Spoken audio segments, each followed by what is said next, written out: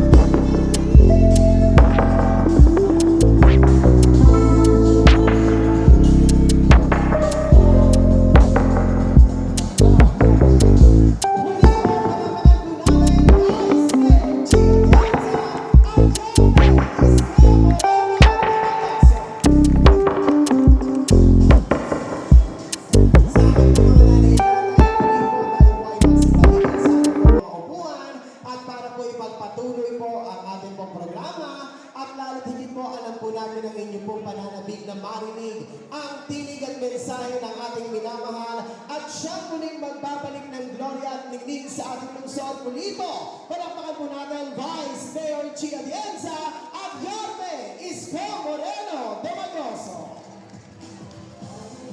At sa mga pagkakataon po ito, mga minamahal, may malaking bulaklak na po ang aking lugar. Di naman bigyan ko sila, pero nasunod pa rin ang aking kagustuhan.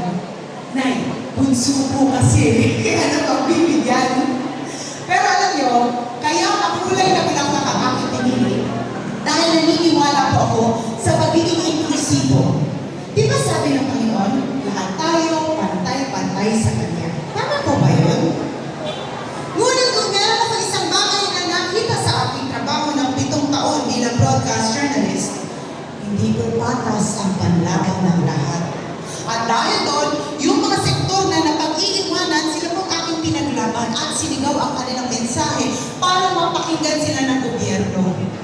Ang unang sektor na yan ay ang mga senior citizens. Taas po ang kamay ng mga senior citizens ngayon.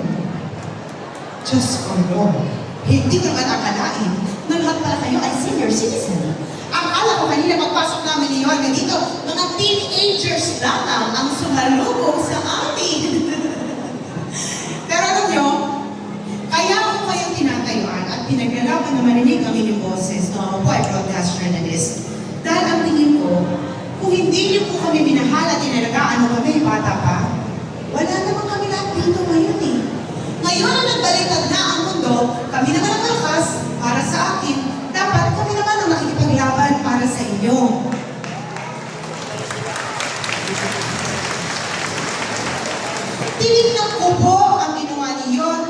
siya ay alkalde ng Maynila. At nakita ko, minahal din po ni Yorme ang mga nanay at tatay. Naramdaman niyo po ba yun? Alam niyo, ngayon lang ako nakakita ng senior citizen na naka-wheelchair ng 10 taon na hindi na po naglalakad. At nung makita si Yorme, bigla na lang tumayo at sumigaw na bumalik ka na. Sabi ko, Yorme, kakaiba ang pagmamahal ng mga nanay at tatay sa'yo. At nalaman ko rin na kayo pala ang nakikipaglaban para kay Yorme kapag merong paratang mula sa kabilang kampo na mula sa iba't ibang sektor ng pamahalaan. May tuturing na multi-awarded policeman at ngayon ay nagnanais na mapalawig ang pagsaservisyo lalo na sa ating mga taga-District 1. Ang konsehal na tagapagtanggol ng bayan, ang action man ng totoo, ang ating Yorme's Choice Councilor Colonel June Iba. Hello po mga lolo't lola! Yan, konting gising. Pag tinawag yung mga ngayon, sasagot kayo, okay? Sample mo na, lahat tayo. Ayun, Barangay 94! Medyo mahina. Barangay 95! Yan, malakas. Barangay 96!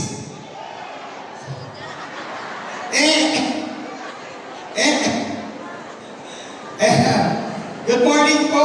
At nakita ko kanina, halos lahat, mas gusto niyo yung lugaw kaysa sa Jollibee. Nakita niyo din yung issue, di ba?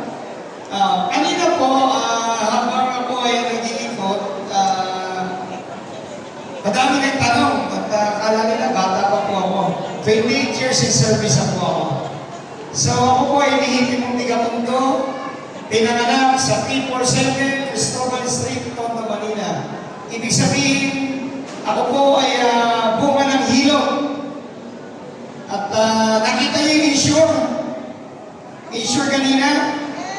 Ang issue, habang papatibay ng buto, tama ba? Binigay sa inyo ni Yorme Brad. Baka matibay ng buto.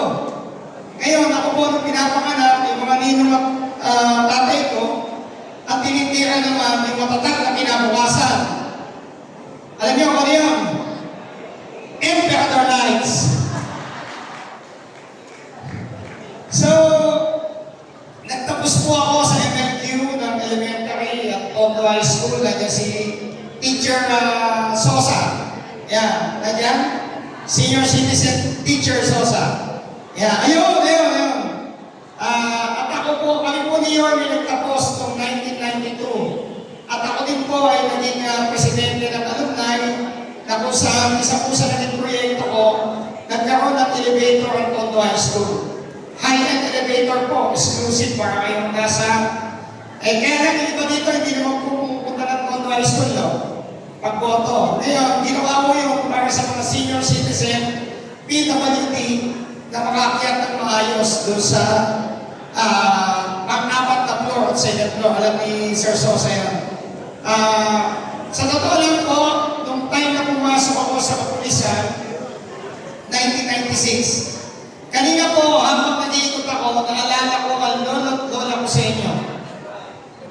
Kasi yung lolo ko, una kong assignment sa Mindanao. Binata pa po ako noon. Siyempre, 21 years old, nakasign ako sa Mindanao. Nandito din yung kabats ko. Tatay nila po ako. Nung nakasign ako sa Mindanao, yung lolo ko, pinadala ako ng anting-anting. Hindi na. Ilagay ko to sa wallet ko at magagamit ko yun sa oras na birit ng kamatayan. At pinakita niya pa sa akin yung kalmot.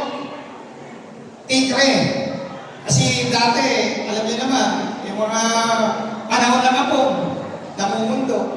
Sila mga humubala ng lolo ko So ngayon, napalaman tuloy kami sa Mindanao. Nung napalaman kami sa Mindanao, nag-iisip ko yun, tatapusan ko na. Kinuha ko ngayon sa wallet ko, pinuksan ko. Nakita ko, pagpasa ko. Apo, tumakbo ka na, hindi mo kaya ang kalaman mo. Siyempre, bumalik ako ng Tondo. Lolo, ano ba itong pinakita mo?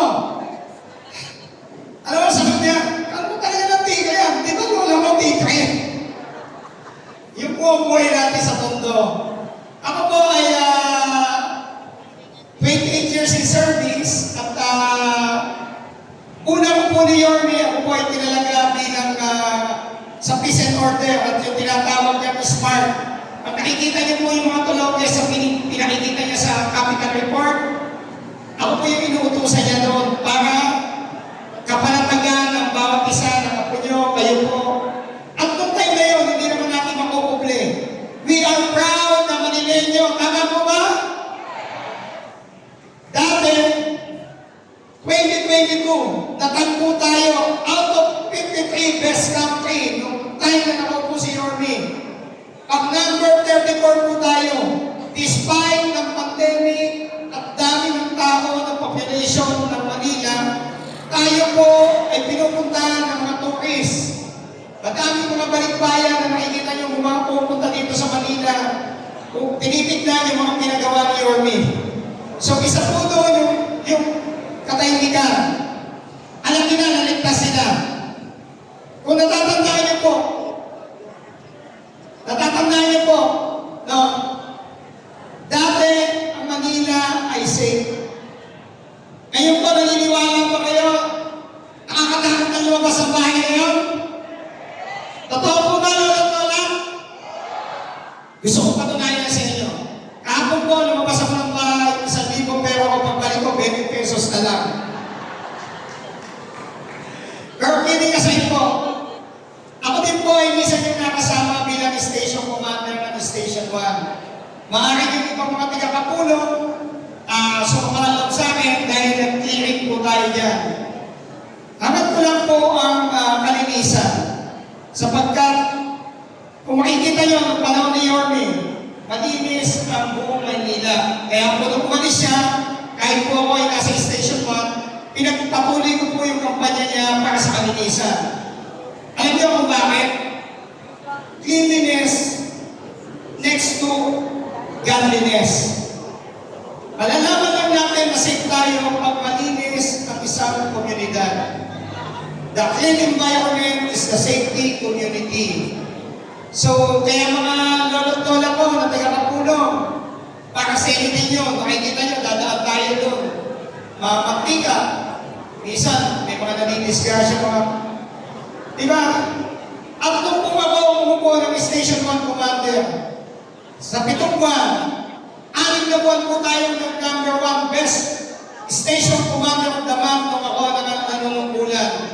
Ilang beses din po tayo zero crime sa mga pagpapatupad natin ng mga safety na sentro. Kung maalala nyo, Piesta ng Tondo. First time, Piesta ng Tondo, na walang na-discussion ako, Station Commander ng Station 1. Kami po mga lolo't lola, kompleto po kami. From para sa kabataan, si Joaquin Lumagoso, magiging boses sa kabataan. Si Nina, para po sa kalusugan. Kami po ni Kuya Ian Mansay, hangat namin ang kabuhayan at kagutuman kung saan nagtayo po kami ng buo, yung banat, nagtayo ng buo. Pwede po kayong sumagmuni, meron kayo ng maliit na unan at maliit na tubo sa banat, yung buo. Pwede po kayo mag-inquire doon. Nandito naman po para sa transportation. Alam naman natin, medyo condensed na, diyan po si number 1, we are proud, number 1 sa buong Maynila, na po siya natin, Kuya Bong Jesus Tagapardo. Siyempre, para po sa barangayan at magiging boses nyo na din sa senior citizen. Ang kumpare ko, senior citizen din. Dati natin. Yan. Maraming salamat po. Ako po si Colonel Jun Ibay. Ang leadership po ay hindi isang posisyon o hindi isang aksyon. Ako po si Colonel Jun Ibay, ang action man nyo dito sa Tondo. Muli, maraming salamat po. Maraming salamat po. Alina! Thank you po.